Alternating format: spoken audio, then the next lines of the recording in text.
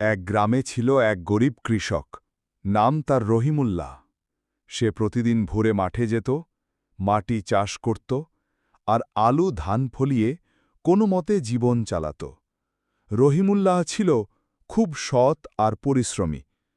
একদিন রহিমুল্লাহ তার জমিতে ধান লাগাতে গিয়ে তার হাত কিছুর সাথে ধাক্কা খায়।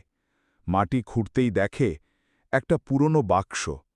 বাক্সের মুখ খুলতেই সে দেখে ঝকঝকে স্বর্ণমুদ্রায় ভরা। তবে রহিমুল্লাহ চিন্তায় পড়ে যায়, বলে, এই ধন তো আমার নয়, এটা নিশ্চয়ই কারো হারানো সম্পদ। সে গ্রামে খবর দেয় এবং ইউনিয়ন পরিষদের মেম্বারের হাতে সব স্বর্ণমুদ্রা তুলে দেয়। মেম্বার সাহেব স্বর্ণমুদ্রা দেখে চমকে ওঠে এবং সমস্ত এলাকায় খবর জানায়। ইউনিয়ন পরিষদের মেম্বার চেয়ারম্যানকেও বিষয়টি অবহিত করলে চেয়ারম্যান তার সততায় খুশি হয়ে ঘোষণা দেন, এই সৎ কৃষকই প্রকৃত মালিক।